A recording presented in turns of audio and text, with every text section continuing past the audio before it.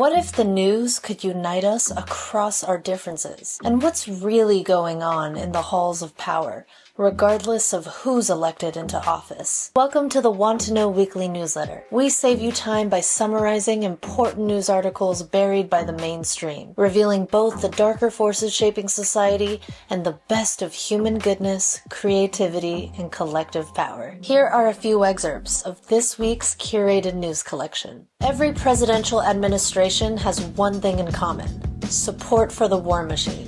Obama's drone wars killed thousands of innocent civilians in at least 7 countries in North Africa and the Middle East. Trump expanded Obama's authorization for U.S. support in Saudi Arabia's war on Yemen, a quiet intervention that was never authorized or debated by Congress. This war has made Yemen a living hell for millions of innocent people. And the Biden administration authorized the transfer of cluster bombs to Ukraine, an internationally banned inhumane weapon where children are the primary victims. Biden also oversaw the delivery of billions in military aid to Israel, while Israel demolished Gaza, killing tens of thousands of civilians. A new study reveals that death feels imminent for 96% of children in Gaza. And the UN estimates that 44% of Gaza's death toll are children. Even though the Pentagon continues to fail every audit, unable to account for hundreds of billions of dollars each year, our military spending is now approaching $1 trillion. War is a racket, as boldly stated by highly decorated General Smedley Butler, who exposed how wars are manufactured to serve the interests of the elite, the bankers, the politicians, big business, and Wall Street, at the expense of immense suffering for everyone else.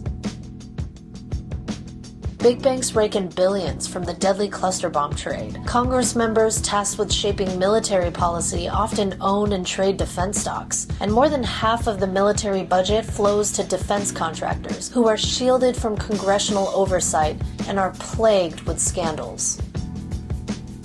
And let's not forget the dark history of U.S. support for narco-terrorist and extremist groups, which continue to this day. Yet now, the war machine has joined forces with the latest profiteers, big tech. As some of the world's biggest tech companies are becoming more powerful than most countries, a report found that the 5 largest military contracts to major tech firms between 2018 and 2022 had contract ceilings totaling at least $53 billion combined. Many tech executives are former intelligence and Pentagon officials, and some of the biggest tech companies have extensive relationships with intelligence and law enforcement agencies. From robot dogs with guns, to swarms of autonomous unmanned drones, to the military use of Xbox controllers to operate weapon systems, today's battlefield sounds like a video game, except the casualties are real. Palestinian civilians have frequently spoken about the paralyzing psychological trauma of hearing the high-pitched buzzing of drones loitering above. Over a decade ago, children in a region in Pakistan experienced a similar debilitating dread of U.S. predator drones that manifested as a fear of blue skies. A 13-year-old child testified to Congress in 2013, saying, quote, "I no longer love blue skies. In fact, I now prefer gray skies. The drones do not fly when the skies are gray." Tech bros are eager to profit lavishly from these warfare technologies, despite lacking first-hand combat experience. They say that AI weapons will give us the ability to swiftly win any war, or battles are won before they begin, while totally downplaying the ethical implications of AI and warfare. Senior military officers aren't even trusting AI warfare. As highlighted by a Brown University report, both military personnel and civilians are at risk from poorly tested or flawed AI technologies. Venture capital firms push defense tech companies to rapidly develop products, prioritizing quick returns and profits over thorough testing.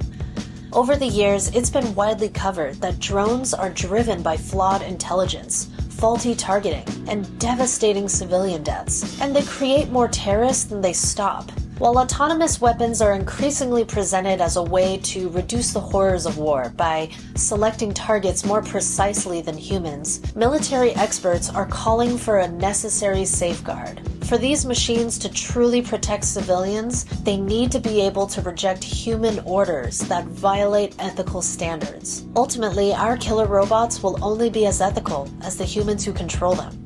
That's not exactly reassuring. Even our brains are being weaponized, with the rise of neuroweapons and brain-computer interfaces for warfare purposes. The Pentagon's technological research arm, DARPA, has backed over 40 neurotechnology programs, and the potential for manipulation of memories, emotions, and even the use of torture is becoming a very real concern, not to mention the cybersecurity risk, where humans will become just as hackable as our smartphones. In recent years, much of the narrative around AI has centered on fears that it's going to take jobs or threaten our very existence. However, journalist Keenan Malik argues that the real danger lies not in the technology itself, but in how governments and corporations already exploit it for political gain and destructive purpose. As Martin Luther King Jr. once said, "A nation that continues year after year to spend more money on military defense than on programs of social uplift is approaching spiritual doom."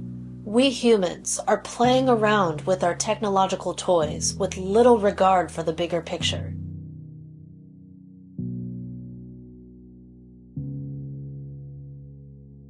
And what is the bigger picture?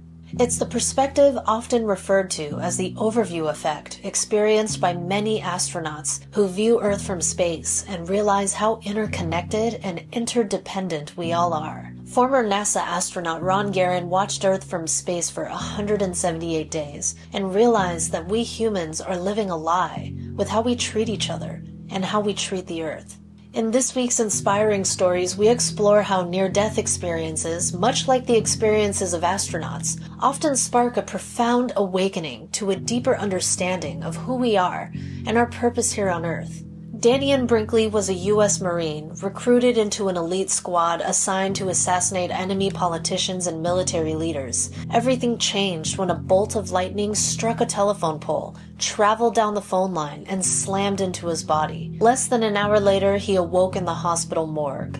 During that time he was clinically dead, Brinkley had entered a realm of unconditional love. He encountered beings of light that radiated a powerful presence he had never experienced. At one point, he was shown a grueling replay of his entire life, where he witnessed the pain he caused on everyone impacted by his actions, including the lives shattered by his deadly actions as a U.S. Marine. In his beautiful book, Saved by the Light, Danny writes that the spirit being told him what he was supposed to do back on Earth. Quote, "I was to create centers where people could come to reduce stress in their lives. Through this reduction of stress, humans would come to realize that they are higher spiritual beings. They would become less fearful and more loving of each other."